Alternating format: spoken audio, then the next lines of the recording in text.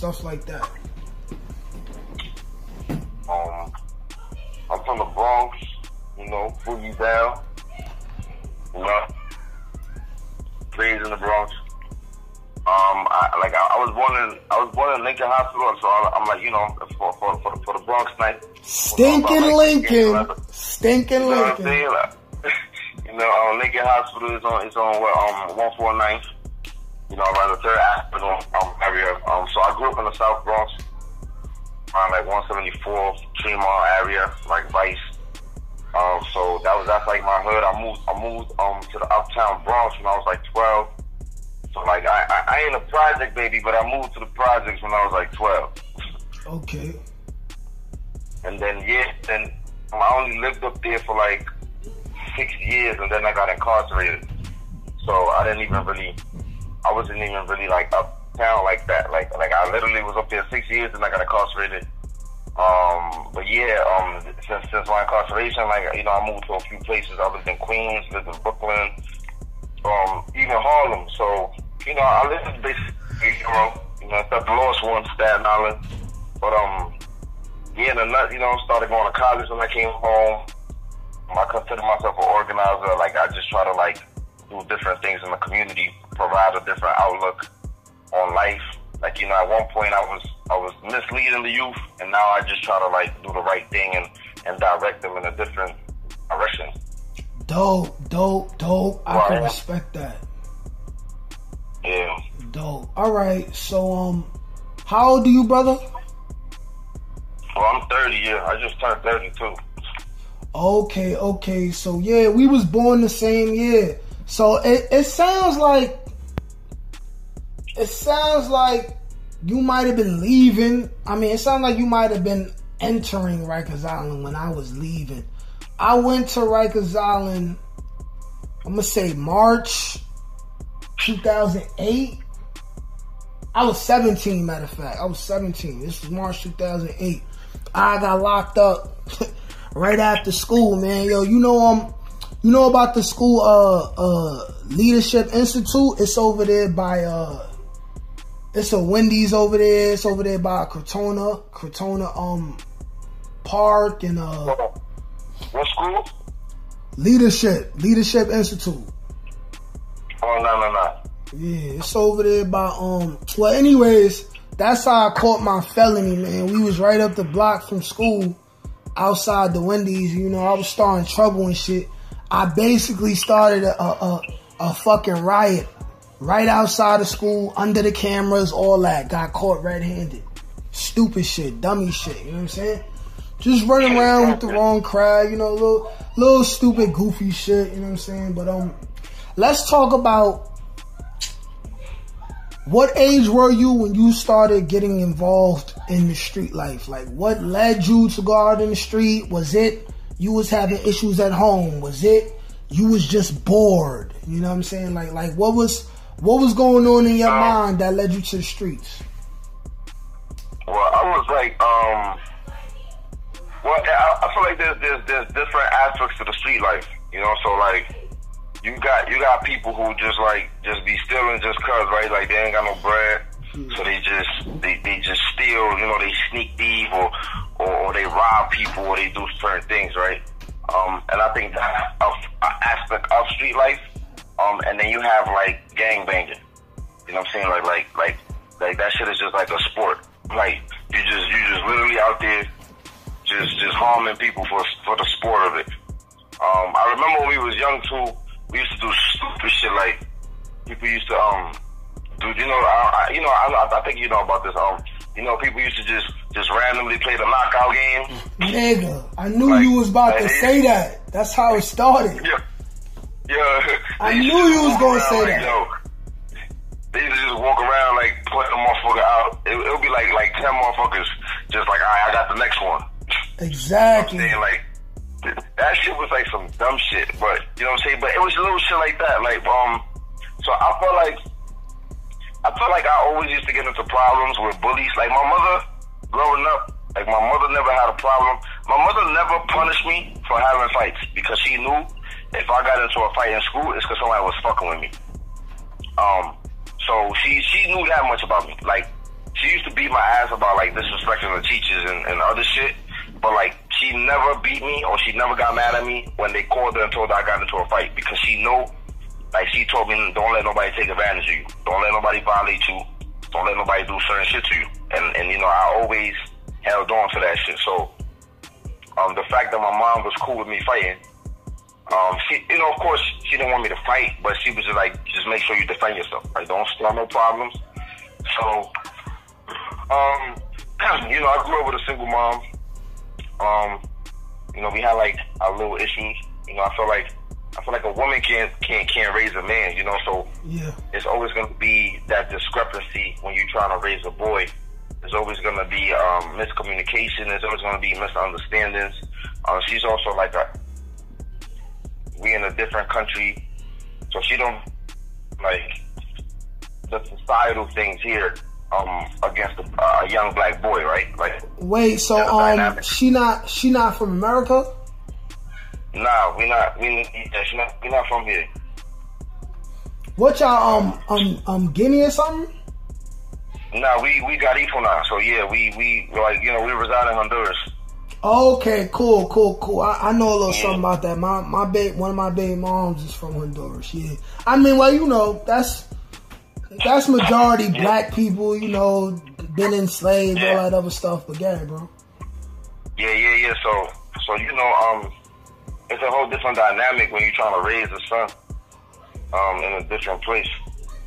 You know, and you don't understand certain shit. Like, you know what I'm saying? Like, you didn't grow up here, so it's like, you know, you got children. You know, that's a lot of issues that you see today, right? Like, with anybody that comes from a different country, they have those issues raising kids here. They have kids here, and their kids grow up in a different culture, and then they be trying to control their kids, or they be trying to raise their kids how they was raised back home, but you can't do that in a different country. So anyway, there was a lot of miscommunication being a young man growing up. My mom didn't, you know, we didn't see each other eye to eye. So, you know, like, a boy is always going to look up to a man. You know what I'm saying? Like, whether a man is around, whether a man's in the home, or if he's not in the home, a boy is going to grow up looking up to a man. And a lot of times, it usually be like a neighborhood drug dealer. Yeah. Or somebody gangbanging on a block that you see all the time. You know, or it could be an uncle, it could be, you know, the dude that give you money all the time when you pull up. But, you know, like, so anyway, so I feel like I got into the streets, like, I feel like I used to hang around my cousins. My cousins was a crip. I didn't get introduced to crip, like, through, like, no black culture, right? Because I wasn't really, like hanging around black folks like that. Like, I used to hang around a lot of Honduran people when I was younger. Yeah. So that's really how I got introduced to Crips. Like, a lot of Hondurans were Crips. So, but I used to play soccer a lot. We used to just chill, like, after the soccer games. You know, my cousins and them, they used to just be getting into shit, and I didn't know why they was getting into shit. I didn't even know they was gangbanging. Like, you know what I'm saying? Like, I'll be the dude that I'll just be holding their shit. They be like, yo, hold my book bag, hold my chain, hold this, hold that. Like, I just used to be around, and I didn't know why the fuck they was fighting. You feel me? Like, so that was like early on, like I was like 12. That's when I was just coming into contact with it. And then by the time I was like 15, you know, we started doing little robberies and shit. Not really, we had like robberies, yeah. Yeah, you know what's crazy? You know what's crazy?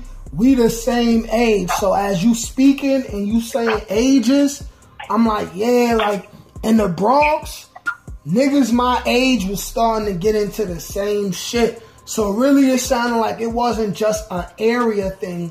It was literally like the whole Bronx. Culturally, the young men all started to knock out game around the same time. 12, 13, 14, 15. And all started doing robberies and playing with guns like 15, 16 years old. Yeah, facts. I feel like it's a culture, bro. It's a culture thing. And I think that a lot of times people be looking at it like, oh, like, yeah, like, motherfuckers just... I made a video about this, and I was saying, like, yo, gangbanging is like a culture thing. You know, and I think I wouldn't say it's just a black thing. I would say it's an American thing. Yeah. Because of the simple fact that, you know, the biggest gang right now, right? They in the world, they might say it's MS-13, right? But MS-13 started in the United States, and a lot of people don't know that. You know, it started in California, right? Salvadorians that came here, they you know, everything in Cali is like a clique shit. So Salvadorians created a gang to kind of like protect themselves from like, you know, other gangs. Yeah, that's pretty much how a lot of gangs started, yep. Yeah, other factions, right? And then what happened was when they started getting deported and they went back to El Salvador, that shit spread like wildfire back home. So a lot of people think MS-13 started in El Salvador, but it really didn't. So I say that to say like that shit became like a notorious gang, right? But it started right here, right? So the point I was trying to get to is like it's something about like the cliques, like getting clicked up. But then again, when you think about it, I feel like a lot of places got a little like cliques. If you go overseas, if you go to Jamaica, if you go to Honduras, if you go to mad different places, like everywhere got like a little clique. You got the people that sell coke, drugs, like all type of shit.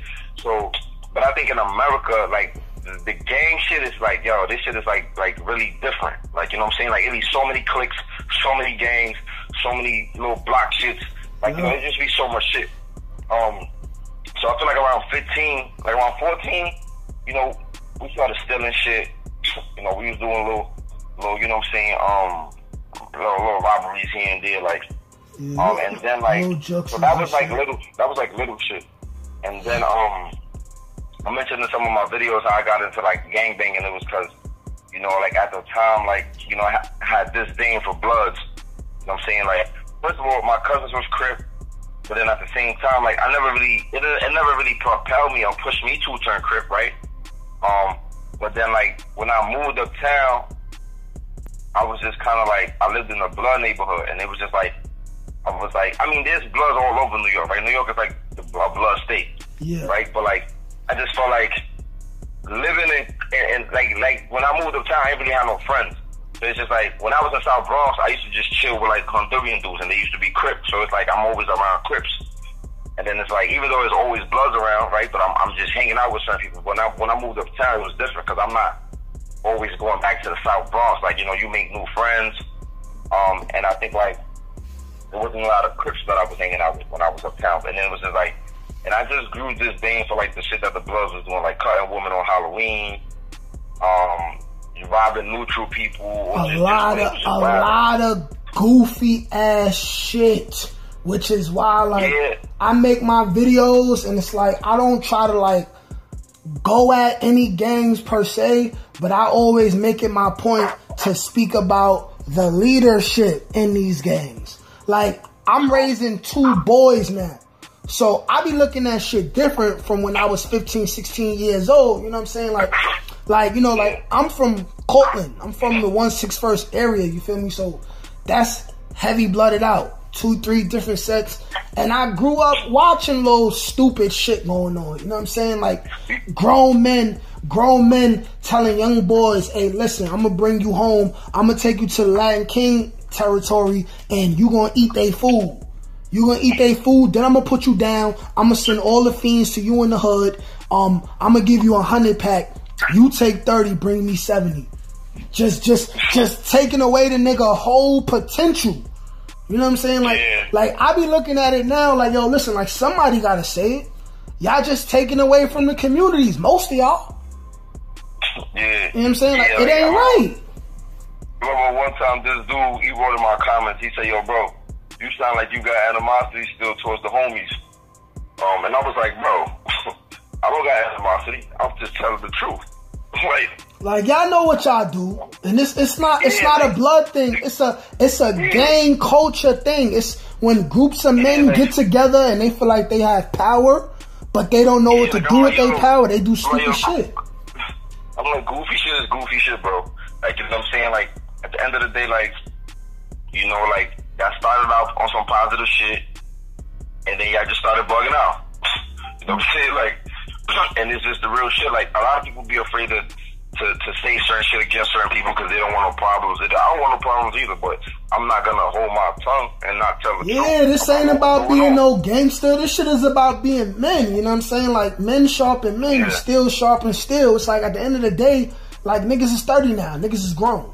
At the end of the day, like, if you 30 and you still gang banging hard, like, your flag is your flag. Your set is your set. But if you 30, you still gang banging hard, you bragging about how you'll shoot somebody black when Mark Zimmerman is still walking around and Derek Chauvin is doing whatever he want to do, don't talk about that gangster shit. Y'all niggas not gangster. Y'all niggas pussy. And that's any gang. That's any gang. You niggas like, you know what I'm saying? Like, I have disagreements with a lot of niggas from my block. I moved and I don't talk to a lot of niggas on my block because I started seeing where niggas should go. And niggas can't get their minds out of where they at. Yeah. I was saying the same shit. Like, I was just like, you know, like dudes swear they're a man before anything. You know what I'm saying? Like they quick to up it up on somebody that look like them. But I was like, but the moment that cop violates you, you know what I'm saying? The moment somebody with them COs, I done seen COs in jail slap motherfuckers and they ain't do nothing. And they was in gang. Oh, they used to grip a lot of niggas. They used to grip niggas that was running shit, allegedly. They used to slap the shit out of niggas. I'm like this. I don't want to hear nothing. I don't want to hear none of that tough shit no more if you let the motherfucking police put the paws on you and you ain't do nothing. Like, I'm not the toughest. I'm not saying this and that, but I was like, I used to pray that the police didn't put their hands on me. You know what I'm saying? And I'm just like, I'm not going out like that. They're going to kill me in here. And you already know them crackers, the games them crackers play upstate. Like, I'm saying, like, you might not go home. Exactly. Like, they'll tell you some other shit. Like, yo, listen, he died in his sleep or some wild shit. You know what I'm saying? So that was my whole thing. My whole thing is, like, I already know where this shit gonna go with these crackers. You know what I'm saying? And if they put their hands on me, and it was, but anyway, so I was like, back to the story, so yeah, like, you know, I started growing a lot of disdain, and then, like, one day, like, I was just like, yo, bro, I was just fed up, bro, and I was just like, I just turned crip, like, I was just like, fuck that. All right, so like, question, because I know about the politics when it comes with bloods and how you may, like, in different ways you could turn blood. Like, what was it with you? Like, was you already, like, cool with a bunch of niggas and niggas was like, all right, so look, you down? Or did you have to, like, fight to get down too? Oh, nah, I never seen any Crips.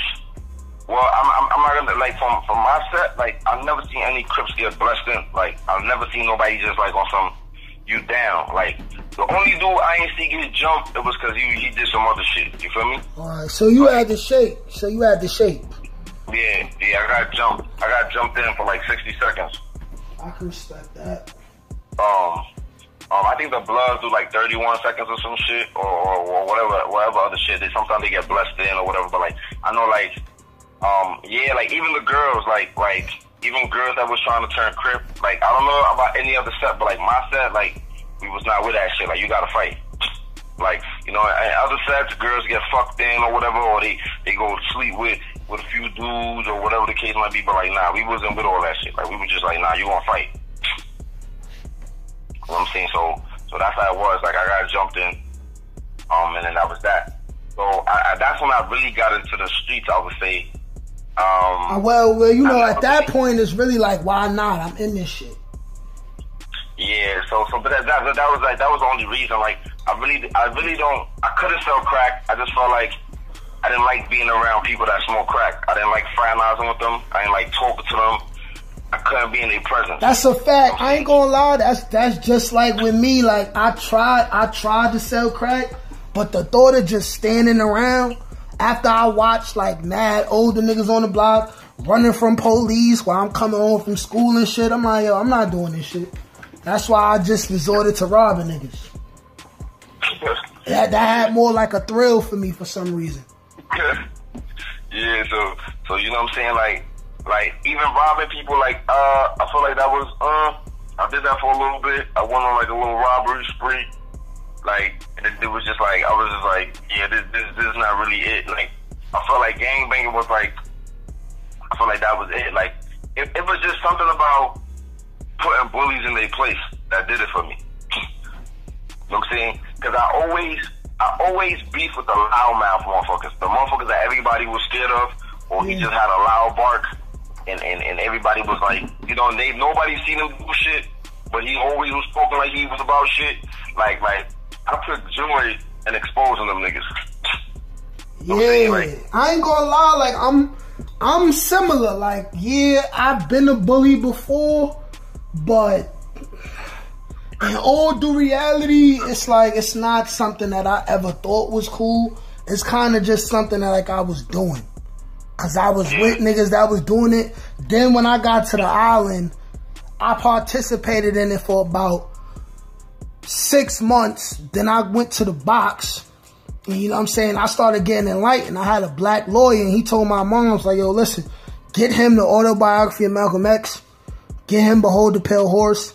Get him the 48 Laws of Power. You feel me? So I came out the box different. Then I went to Mar 3 Lower. Yo, do you know who Brother X is? Did you come across Brother X? Yeah, Brother X. Yeah, that's the nigga that woke me up all the way. I was there when he took the Shahada. That's the nigga that woke me up. That nigga had niggas watching fucking Zeitgeist and talking about all this deep shit, saying niggas down in a circle and all that. Brother X, I don't know if you watched my video, the YG versus YB. Nah, I ain't seen that. What happened? Yeah, so I made a video. He was the CEO that brought the YG homie back to the house. He was trying to help him get his shit back. And then he rocked it all. He was mad tight. That was like the only time I seen Brother X mad. Like other than that, like he was like a cool dude, always smiling. Facts. You know what I'm saying? Like he used to be like, "What's good, brother? How y'all doing?" Like, and he would shake your hand. Like he was mad cool. Like, you know what I'm saying? Yeah. He didn't think he was above motherfuckers. Treat you like a person. Yeah, he was there. I was there when he actually converted to Islam. I don't know if he was Nation of Islam, but I was there on the island when he came into the mosque in the 4 building, and he took his Shahada. Word. Yeah, I think he might have just been Nation of Islam at that time, and that's why he was calling himself Brother X. Yeah. That's what I think, but you know, he was already on that time, you know what I'm saying? Like, he put an X over his last name. Yeah, definitely. He was... him... Do you remember a Muslim CEO named Sister Watkins? Was she like kind of heavy set? Yeah. I remember her, yes. Yeah, when I got there was 2010. I wasn't there in 08. I was there you in was 2010. Oh, no, I was going already. Yeah, I was there 2010. But it was some people that were still there from like 08. Like, I don't know if you know Fish. I think Fish was still there. That name is familiar. Yeah, Goonie was still there. What Goonie you talking about? What he look like? Muslim. Light skin. Yeah. Yeah, I know him. His brother was in Mar 3 Low with me. His brother looked like Jesus Christ. I think he was YG too, right? At one point. Yes, and he turned Ak. He turned Ak while I was there.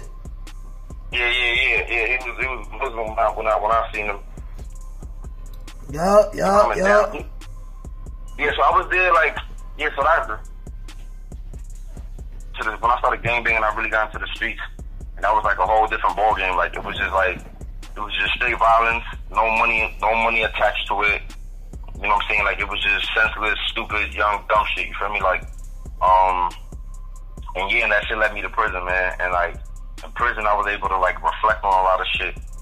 Yeah. And I wouldn't say like, I wouldn't say I had issues at home. It's not like, you know, my mom wasn't abusing me or, you know what I'm saying, or crazy shit. Like, it's as easy as not having a father in the house that lead a nigga into the streets. Like it's simple as that. I feel like sometimes, yeah. I mean, like I said, like a boy is gonna look up to somebody regardless. Yeah. He gonna find that wherever it's at, even if it's in the streets. Yeah. So because you can have a father in the house and you still not look up to him. Yup. You know what I'm saying? Like, so that's another thing too, right? Like you can have your father in the crib and you don't look up to his ass. Like, you know, you can consider him like a bum or some shit, or you can just be like, I won't be like him. Like, you know what I'm saying? Like, and again, like, right, we watch rappers, or we watch athletes, or we watch whatever we watch, and we be like, yeah, I want to be like that. You know what I'm saying? Like, if your father's a fucking janitor, or you know, I'm not saying that having a janitor job is bad, or he a garbage truck man, even though they get benefits and all this shit, right? You might not want that growing up. You might look at him like, I don't want to do that. Yeah. You know what I'm saying? You see them in his work clothes all the time. You don't think that's cool. You know what I'm saying? Like, but it's also what's instilled in you, right? So, but yeah, like, not growing up without a father though is definitely creates an issue. Sometimes there's not enough money in the house. You know, it's not enough, you know, and then you don't have that man influence. And like I said, like, a woman can't raise a man. Like, she could do the best of her ability, right? But she can't tell you about certain shit, or she can't teach you certain shit. So you miss out on that. So when and that's why a lot of dudes is running around violating women today. Running around, they don't know how to treat women. They don't know how to talk to women. They don't know how to do certain shit because it's like your dad was never around to teach you how to talk to a woman. Yeah. You know what I'm saying? Or you never experienced your dad treating your mom in a certain way. So you don't know what that looked like. You know, a lot of women dealing with those issues too, right? They messing with fuckboys, or they making these poor choices because their father was never around. They never seen somebody treat their mom a certain way. You know what I'm saying? They never seen how their mom catered to a man, or how their mom did certain shit for a man. So they don't know how to do that. They don't know how to be a wife. A lot of us. Wait. Hold on, bro. I want to stop you because I'm going to dedicate a whole segment to that, and I'm going to get you situated in that right. So I got about 15 minutes left for this video right here. So while we still on the Rikers Island topic, because we're gonna go back into the Rikers Island topic probably like the third time we speak, and we both gonna exchange a couple war stories. But I want to know for you, I seen your video on it, but I would like for you to reiterate again for any new viewers that may hear you on my shit and then go find you. What was it like your first couple days in general population, and how was the dynamics being a Crip? Because see, I've seen Crips rise to power in the Ford building, and I also seen Crips go through it, but you know, that's just like everybody else. But you know, Crips that really make it really be on demon time. You know what I'm saying? Like, they really like show niggas like, yo, do not play with me. You know what I'm saying? Like, and they have to. They have to. When you outnumbered, it's like you gotta be the most vicious. So how was it like for you dealing with all that? Yeah, so like I remember when I first pulled up. So you know, my set. So somebody snitched on me in my set. You feel me? Like, so I was kind of like, I was already going in there with mixed feelings. You know what I'm saying? Like, it was just like, damn, niggas told on me, put me in jail, and I'm supposed to be jacking this shit when I go to jail. Like, my mom was already like, I was already like dealing with like, I was conflicted. You feel me? So I get in there. I seen one of my other homeboys. I seen him in my one. When I got to my one, I ain't gonna lie, it was mad Crips in my one. When I got to Rikers Island, I said, God damn, yo, it was like about 15 Crips in there. You know what I'm saying? A lot of them was from Brooklyn. You know, what I noticed is usually the people that put on for the Crips, they either from the Bronx or Brooklyn. Not saying that it wasn't no official Crips from Queens or Harlem or whatever. All I'm saying is most of the time it's the Bronx and Brooklyn, like, that be putting on. For the lokes or whatever. So I was in there in my one. I remember this little young kid from Queens. I don't know if he was from Shadyville. Spanish kid. I forgot his name. I think his name was Mickey. I ain't gonna lie, he was mad official. He was small too, and he was Crip, and he was on his shit. I ain't gonna lie. Like, he was on his like, fuck out of here, I'm Crip, like, what's cracking, like, what up? Like, yeah. Cause they was fucking with him on my one. They was acting like they was blood, like, you feel me, just trying to see if niggas was gonna claim whatever shit they was on. he was like, nigga, I don't care about none of that, nigga, I'm crip. Like, so I fuck with his energy. I seen my other man from the Bronx and my one, and I told him about my situation. I was like, yo, bro, I'm not gonna lie. I don't know if I wanna, like, I said, yo, I'm dealing with a situation, and he was just like, he said, I feel you, bro. He said, at the end of the day, bro, this shit is in your heart. You're gonna bang out. Like, you know what I'm saying? That's what it is. Like, you know what I'm saying? So just make your decision over that. So at that moment, like, I was already, like, my mind was made up. You feel me? Like, I'm crip. Like, fuck that. I mean, like, why not? Why not? Like, you made the decision as a man to get into it.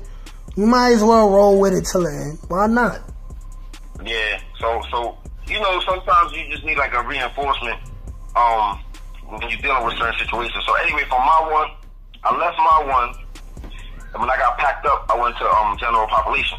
So I went to, like, my first house, and I got packed up with 4 other dudes. It was me. It was another crip from Brooklyn. Back then, it was called G-Stone. You know, they changed their shit to, like, East Do Straight, or Get Straight. But it was G-Stone back then. I got packed up. It was me, another crip from Brooklyn, a neutral dude from Gates, and there was another dude. He was P-Stone. So when we got packed up, we went to 2 Main. And then me and the dude Black was from Brooklyn. So me, Black, and the P-Stone kid, they put us in the same house. They put us in 2 Main South. They moved the crip kid to 2 Main North. And then he got smoked. He didn't even last quick in that crib. He got smoked, right? He got up out of there. But the crazy thing is, there was another loc over there. See, but this is the shit in jail, man. Like, it don't matter if you crip, dudes be moving funny. Facts. They turn on each other all the time. It don't matter what you jagging. That, in adolescence, at least. Adolescent shit, nobody care about that shit. Like, Bloods was popping on Bloods with Crips. Like, Crips was popping on Crips with Bloods. It was mixy. Like, it was mixy. It basically was like, it's basically like niggas with the crib, niggas on the team, niggas that's rocking versus everybody else. Period. Yeah, facts. And then it'll be Crips that set up other Crips just to live. Like, it'll just be a whole bunch of weird shit going on. You know what I'm saying? Like I remember I ran into this kid. He was in 5 Upper. They used to be like 5 Upper make your body suffer. Yo, motherfuckers used to come up with bad shit, yo. Yeah, but, 1 main house of pain, 3 main house of pain. Yeah, like you know what I'm saying? Like, so anyway, this dude was a crip dude from Brooklyn, and he used to be lying to motherfuckers, like, you know what I'm saying? Like, I was just like, yo, motherfuckers is crazy. And he was supposedly oct too. Like, it was just crazy, bro. It was just, motherfuckers used to be double jacking. It was just a lot of shit going on. But anyway, when I got to the house, when we was going on our way to the house, me and Black, and we was all talking on our way to the house, and we was like, you know what? Yo, we gonna go in there and we gonna bang together. Like, you know what I'm saying? Fuck that. Like, Black was like, yo, we should take the house together. And I was like, I don't know about the jail politics. You feel me? I've never been to the island. I don't know how this shit go. I don't know about the dick. I don't know about none of this shit. You feel me? Like, the other dude, he been there. He had a little experience.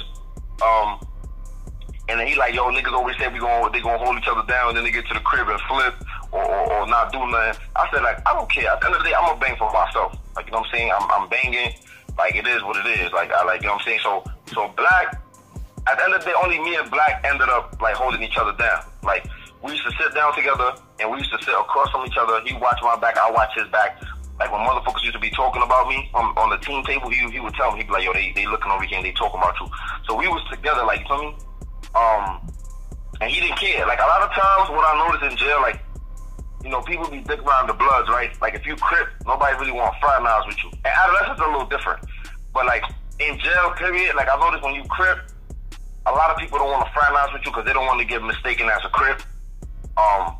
Like, they don't want to be violated by Bloods, you feel me? Yeah. But I respected him because he didn't care about that shit. Right? He was just like, fuck that. Like, you know what I'm saying? Like, we banging together, right? And that's what it was. I didn't really, the house I was in, I'm not gonna say, look, it was worse houses on the island, you feel me? Yeah. So, I'm not gonna say it was I wasn't on no extra crazy tough shit. I mean, I was aggressive because I had to be. I was banging. And I stayed to myself. Like, I didn't really talk to people. I wasn't friendly. And all I did was work out. You feel me? Like, people try to do certain things. They try to say certain things. You know what I'm saying? Like, I didn't really get into nothing crazy. I had like a fight or two in the house, but like, people didn't really like bother me. You feel me? Like I just held my ground, like, and I felt like the crib wasn't that vicious. I knew if I was in, like, at the time, the worst cribs was like 5 upper, 5 lower was the sign out crib. Like 3 main was like not hands restrained, but it was just like I forgot what the other shit that they called it. But it was high classification, you know, like it was certain the one building was closed. Like it was just certain shit. Oh, like, the one building was closed? Yeah, when hello? Yeah. Yeah. They should have been closed down that shit, man. I was in one lower when they killed the Crip brother Ice. Yeah. Yeah, I was in one lower for that. That shit used to be crazy. Like I said in the video, I used to wake up and hear niggas' cells getting open, niggas getting beat up. Niggas like, yo, stop, CO, I'm with it. I was like, oh shit, they spanking that nigga up there, down there. Yeah, like they used to be wild. I ain't gonna lie. But yeah, they had closed the one building. The 3 was open though.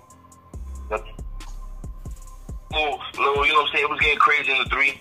The 3 and the 5 was the craziest buildings.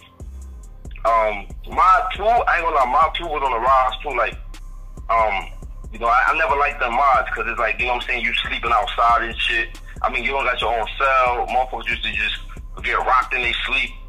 Facts. That happens. That definitely happens. You know what I'm saying? So it was crazy. But it was cool. Like I just felt like I had a smooth transition. I thank God all the time that, like, you know what I'm saying, because I know it could have been way worse. I remember this dude tried to cut me one time. Like, it was just a lot of little crazy shit. Like, you know what I'm saying? Like, a lot of dudes was soft in the crib. All they was trying to do was jump motherfuckers. Facts. Mostly that. You know Mostly that. Nobody really wanted no one-on-one fight. Like, you know what I'm saying? Like, it was just like, and yeah, like it was just like, yeah, it was just like a lot of dudes. Like, I was a cool dude, so like I remember when I first came through, I got cool with another blood dude. He was from the Bronx, and he just got mad cool with me. Like, I remember the homies were gonna try to jump me one time. I got into a fight with this Paru dude, and then the homies, he was blood, so the homies put him on like, yeah, we're gonna jump this hardback nigga. And then he was just like, nah, y'all niggas not jumping him. Like, he was like, I don't care about none of that shit. He was just like, that's my son, like, and I respect him. He was from Millbrook, you know, aka Killbrook. Millbrook. You know what I'm saying? Like, he was just like, nah, y'all niggas not jumping him. You know what I'm saying? Like, I don't give a fuck about blood or not. Like, we both gonna be out of here. And he told me too. And I respect that. That's stand up. That's when a nigga really, like, it's deeper than a set. It's more like man to man, like I fucks with you. Yeah. So we ride. And I respect that. It used to be a CO2 Jones. He was from Queens. One time I remember, like, the crib. You know they used to do the shit. They used to do the shit where they used to be like, yo, quiet in the day room. Yeah, when they was telling everybody to be quiet to the niggas that wasn't allowed to speak, and then if you speak, you was gonna get slapped. Yeah. Yeah. Or they do the shit. Or they do the shit where they tell you, yo, sit down. Y'all niggas sit down, yo. Right? Telling niggas they age or niggas older than them to sit down. Yeah, or they'll turn the TV off and that mean quiet, or everybody sit down or some shit. A lot of that. It was just bad weird shit. So one day they did that. They did the fucking they turned the TV off or some shit, or they said quiet in the day room or some shit. And then the motherfucker, like, I was standing up still talking and shit, and then the nigga approached me. He's like, yo, you ain't here quiet in the day room? And I'm like, oh, he told me, yo, sit down. He said some shit like, yo, sit down, bro. I'm like, sit down. I said, nigga, you bugging. And I kept talking, and the nigga tried to push me, so I mushed him. I'm like what? Bro, when I mushed him, everybody got up on the fucking team table, you heard? Like, everybody jumped up on some crazy shit like, yeah, we don't even like your hardback ass. Mind you, I wasn't even Crip at the time no more. But you know, once you Crip, you always Crip. To them, right? So motherfuckers was like, yeah, nigga, we don't even like your hardback ass. But that just show you, like, how fake dudes is. Why niggas just didn't do nothing when he got there? That's what I'm saying. I was in the crib, bro. I've been in the crib. I was gonna get packed up one time, right? Like early on, I was gonna go to the program crib. Brother X came, and everybody was going to the program crib. And this fat blood motherfucker that was in the crib, he tried to tell me, when I came from a visit, and they told me to pack up. So I was like, pack up where I'm going. They was like, oh, you going to Mod 3 Upper or some shit. And I was like, damn. I wanted to go to Farm Main because my mans was in Farm Main. So Fat Bloods were going to tell me, like, because the other looks that was in the crib, they was moving. They was leaving. And then nigga was like, yeah, you better go with your homeboys. And I was like, what? I'm like, he was in the cell, though. He was locked in his cell, talking shit through the fucking gate. Like, I'm just like, yo, bro. I said, matter of fact, I'm not even going nowhere. And I stayed in the crib, like, you feel me? Like, so I was in the crib for a little bit. You know what I'm saying? Dudes try a little shit. You know how that shit go, bro. Yeah. Dudes be talking shit on the gate, or they be acting like they I had a dude talk shit about me. We was in a different crib. He used to try to get me smoke, because he's going, that nigga a hardback. He thought I was low riding, and he was just like telling people and shit. So I frame stand up. We was in a different crib. Yeah. He told this man in my house to smoke me, but his mans was scared. Like, you feel me? He approached me, he's like, yo, you got into an argument with such and such. I was like, yeah, why, what's up? Like, I already know the vibes. Like, why you know, I know the moment you asked me if I got into an argument with him, I already know that's your man. He told you to pop on me. You feel me? So I'm like, yeah, why, what's up? He like, oh, nah, like, you know, he was just telling me, you know, niggas be scared, bro, of the one-on-one, bro. They be scared. They don't got the heart. You know how that shit go. Facts.